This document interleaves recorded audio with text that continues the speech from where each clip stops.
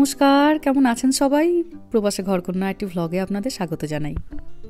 আজ শুক্রবার, সকাল এখন 10:30। গত 3 দিন ধরে জার্নি করার পরে সবাই ভীষণ ক্লান্ত, একটু সবারই শুয়ে বসে থাকা।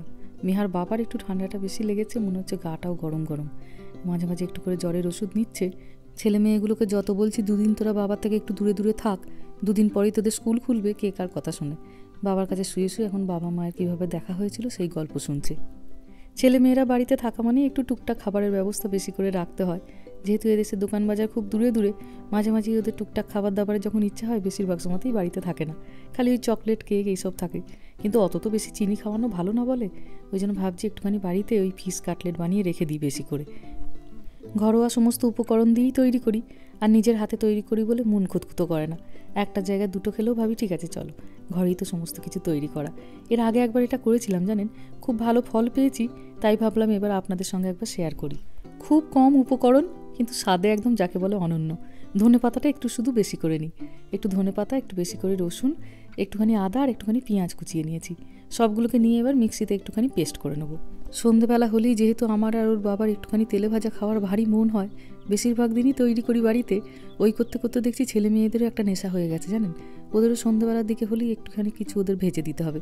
কিছু না থাকলে একটুখানি চিকেন নাগেটসই ভেজে দিই, কিন্তু চিকেন নাগেটসটা একটু বেশি অ্যাভয়েডই করি, ওটা কেনা তো। চেষ্টা করি বাড়িতেই কিছু বানিয়ে ফ্রিজারে রেখে দিতে, সন্ধ্যাবেলা শুধু একটু ভেজে নেয়। মাঝে মাঝে ওর বাবা বলে যে রোজ রোজ এরকম ছেলে মেয়েদের তেলে ভাজা খাওয়ানো অভ্যাস ভালো না, কিন্তু ওকে তখন বলি আমাদের দিনগুলোর কথা একবার মনে করো। রোজ তো ফুচকা খেতামই, তার সঙ্গে একটুখানি কোনো দিন এগ রোল, কোনো দিন একটু কাটলেট। এরা তো বাড়িতে তৈরি খাচ্ছে, অসুবিধার কী আছে? একটা খাবার অন্তত একটু মনের মতো খাক। আবার তো রাত্রিবেলা হলেই সেই রুটি।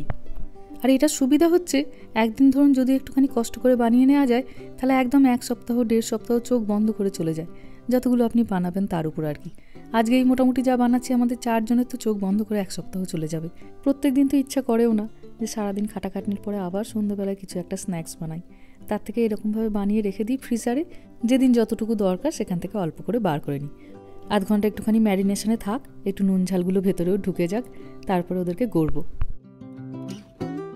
ইস্ট কোস্টের যেমন ওদিকের ওয়েদার, এখানে আমাদের ক্যালিফোর্নিয়ারও সেই একই কাণ্ড। দেখুন, মেঘ বৃষ্টি সব কিছু মিলিয়ে একদম নাচেহাল হয়ে যাচ্ছি।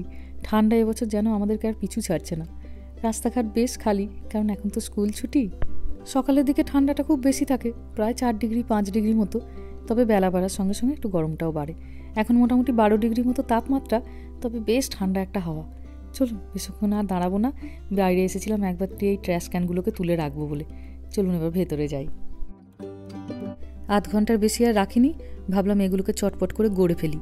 গড়ে ফেলতে হয়তো অতটা সময় লাগবে না, কিন্তু এদেরকে এবার এই ফ্রিজারে দিয়ে প্রায় 4-5 ঘন্টা মতো রাখতে হবে, নাহলে ভালো করে জিনিসগুলো শেপ পাবে না। কতটা জল কেটে গেছে দেখছেন, নুন দেয়া ছিল তো, ওই জন্য একটুখানি ময়দা দিয়ে দিলাম। ময়দাতে ওই রসটা টেনে নেবে, আর ময়দা দিয়েই মাছগুলোকে ভালো করে একটু মাখিয়ে নেবো। স্বাদটা তাহলে একদম পরিপূর্ণ বজায় থাকবে। ব্যাস কি সুন্দর মাখা মাখা হয়ে গেল দেখুন। নাহলে ওই জলটাকে দিয়ে ওই ব্রেড ক্র্যাম্পসগুলো দিয়ে গড়তে গড়তে প্রচুর বেশি ব্রেড ক্র্যাম্পস লেগে যায় ভাজার সময়, তখন আবার ওইগুলো খুব জ্বালাতন করে। তাই 1-2 চামচ মতো ময়দা দিয়ে দিলে জিনিসটা খুব সুন্দর টাইটভাবে তখন তৈরি হয়, আলাদা আলাদা করে জল কেটে যায় না। মাছের এক পিঠটাতে একটু বেশি করে মশলাটা দিয়ে দিলাম, খাবার সময় ভারী ভালো লাগে ওই জন্য। ব্যাস এবার শুধু গড়ে নেবো। এটাতে আমি আর ডিম দিই না জানেন, শুধু ব্রেড ক্র্যাম্পস দিয়ে সুন্দর করে তৈরি করে নিই। সবগুলোকে তৈরি করে নেবার পরে এর পরের কাজটা একটু সাবধানে করতে হবে। একটা বড় মতো ট্রে নিয়ে এই মাছের কাটলেটগুলোকে একটু আলাদা আলাদা করে রাখতে হবে, যাতে যখন এরা ফ্রিজ হয়ে যাবে একদম, তখন সুন্দর করে যেন একটা থেকে একটাকে আলাদা করে নেওয়া যায়। কোনোটা যেন খুব একটা গায়ে না লেগে যায়, গায়ে লেগে গেলেই না জানেন একটার সঙ্গে একটা আটকে যাবে, তখন ওইগুলোকে ছাড়াতে গেলে ভেঙে যাবে। একটু দূরে দূরে রাখলাম, দিয়ে উপর দিয়ে একটুখানি প্লাস্টিক কভার দিয়ে ঢাকা দিয়ে দিলাম। সবগুলোর আমার এই একটা ট্রের মধ্যে জায়গা হয়নি, ওই জন্য এখানে আবার 2টো থালাও নিয়েছি। দাঁড়ান এগুলোকে এবার ফ্রিজারে রেখে দিয়ে আসি। হ্যাঁ 3 দিন ছুটি, তাহলে কি করবি? স্লিপ। কতক্ষণ? Minimum 16 hours per day. 16 hours per day ঘুমাবো। লেডি কুম্ভকর্ণ কে ছিল? কুম্ভকর্ণ জানিস? রাবণের নাম তো শুনেছিস রামায়ণে? তো রাবণের একটা ভাই ছিল, ওর নাম ছিল কুম্ভকর্ণ। তো রাবণ আর কুম্ভকর্ণ দুজনেই খুব তপস্যা করে, মানে প্রে করে গডকে পাওয়ারের জন্য। তো রাবণ তো প্রচুর পাওয়ার পায়, আর কুম্ভকর্ণ চেয়েছিল এটা ভালো ঘুমাতে পারে তোর মতনই। তো তো কুম্ভকর্ণ এরকম 6 মাস ঘুমাতো টানা, তারপর ওকে সেই খাবারও খেত না, আর যখন উঠতো তখন না ঘুম থেকে, তুই ওরকম 16 ঘন্টা ঘুমাবি, তারপর উঠে হাউ হাউ করে খাবি। আচ্ছা, ওই কুম্ফু পান্ডার ফোর এসেছে, দেখতে পারবো? দেখতে পারবো, বন্ধুরা দেখলো। তোকে যে টার্গেট গুলো দিয়েছিলাম তুই করেছিস? কি টার্গেট? ম্যাথ আর সায়েন্সে যা যা ছিল সব করা শেষ হয়েছে? তুমি আমি যা যা বলেছি যেগুলো করে দাও, দেখা তুমি যাবো। কোথায় আসছে? সিনেমা হলে? ভালো আছে বলছে। তাহলে মঙ্গলবার যাবো। মঙ্গলবার কেন যাবো বলতো? টিকিটের লেস টাকা।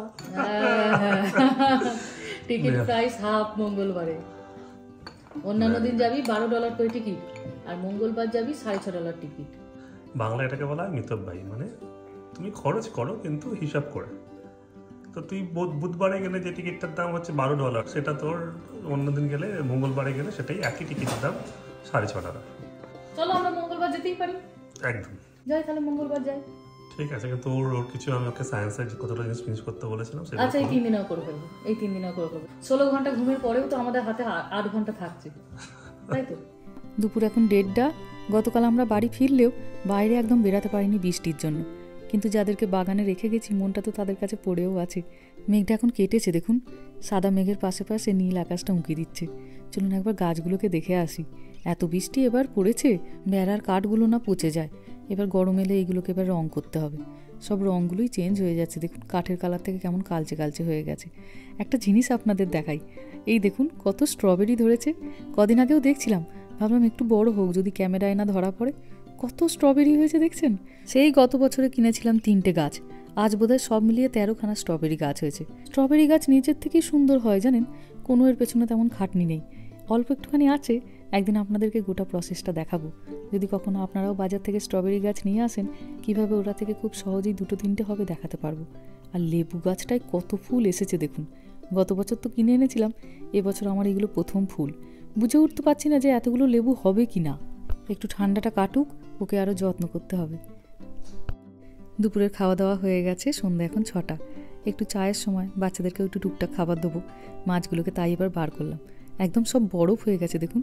ওপরগুলো তো একটু করে বরফ জমে গেছে, সে পুরো একদম বিস্কুটের মতো। এবার এই সবগুলোকে খুলে রাখছি আলাদা করে, দিয়ে জিপলক ব্যাগে 4টে করে করে আলাদা করে রেখে দেবো।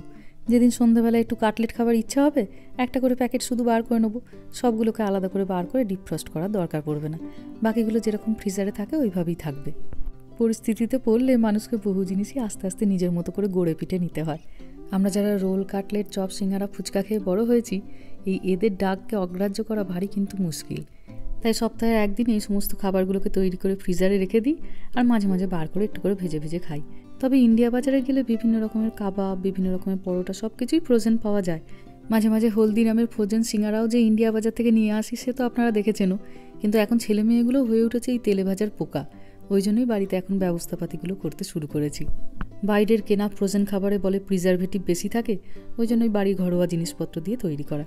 তবে এই ফ্রোজেন খাবার দাবার বাড়িতে তৈরি করে রাখার আগে ভালো করে অবশ্য আমি খোঁজখবর করে দেখেওছি যে খাবারের পুষ্টিগুণ কতটা বজায় থাকে এতে।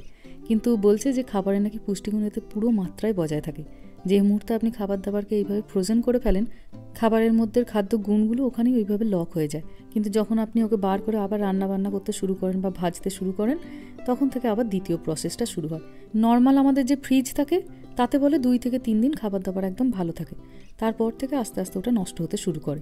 কিন্তু যেই মুহূর্তে আপনি খাবার দাবারকে ফ্রিজ করে ফেলেন, ভালো করে জিপলক ব্যাগে করে টাইট করে সুন্দর করে ওদেরকে রেখে দেবেন, 3 মাস পর্যন্ত নাকি খাবার দাবারে খাদ্যগুণ ভালো মাত্রায় বজায় থাকে। তবে এই সমস্ত কিছুই এদিক ওদিক থেকে পড়ে জেনেছি। প্রতিটি জিনিসেরই যেমন ভালো মন্দ দিক থেকে এরও হয়তো আছে, এখন হয়তো সেগুলো বেরিয়ে আসেনি, পরে হয়তো বেরিয়ে আসবে। কিন্তু একটাই শান্তি, প্রতিটা জিনিসই ঘরের উপকরণ, প্রত্যেকটা জিনিসই নিজের হাতে করে তৈরি করা, কোনো প্রিজারভেটিভ বা বাড়তি কোনো রং আলাদা করে অ্যাড করা থাকে না, তো অবশ্যই ভালো হবে। রামকৃষ্ণটা সমানে রান্না করবে বলে অস্থির করছিল, তাই ওকে একটা কমলা লেবু কেটে দিয়েছি যে তুমি জুস বার করো। এটা কিনেছি ওই রান্নাবান্নায় যখন একটু পাতিলেবুর রস দিই, তখন এইটা বেশ হাতের কাছে ছোটো মতো তো খুব কাজের দেয়, ওটাই দিয়ে দিয়েছি এখন ওকে। কি সুন্দর করে ভাজা হয়েছে দেখুন। ডান সাইডে অল্প করে একটু স্যালাড কেটে নিই। আঁচটাকে মিডিয়ামে রেখে প্রায় 10 থেকে 15 মিনিট ধরে ভাজলাম এপাশ ওপাশ করে। কারণ দেখি এটা সবসময় বলে যে ফ্রোজেন জিনিস যখনই ভাজা হয় একটু কম আছে একটু বেশি সময় ধরে ভাজতে, তাহলে ভেতরটা খুব ভালো করে কুক হয়। যাই হোক চলুন, এই যে রেডি হয়ে গেছে। অল্প একটুখানি শশা, একটু পেঁয়াজ, একটু সস দিয়ে দিলাম। গিয়ে এবার সন্ধ্যাবেলা সকলে মিলে একটু বসি। একটু পরে দুটো রুটি করব আর একটুখানি কুমড়ো আলু ভাজা করব। ব্যাস হয়ে গেল, দিনটা শেষ। আবার কাল সকালের অপেক্ষা। যাই হোক, চলুন ভিডিওটাও তাহলে আজকে এখানেই শেষ করছি। সবাই ভালো থাকবেন, সুস্থ থাকবেন, সাবধানে থাকবেন। আর ভ্লগটা কেমন লাগলো সেটা আমাকে অবশ্যই কমেন্টে জানাবেন। ভালো লাগলে একটা লাইক করে দেবেন। সবাই ভালো থাকবেন, সুস্থ থাকবেন, সাবধানে থাকবেন। দেখা হবে খুব শিগগিরই পরের একটা ভ্লগে।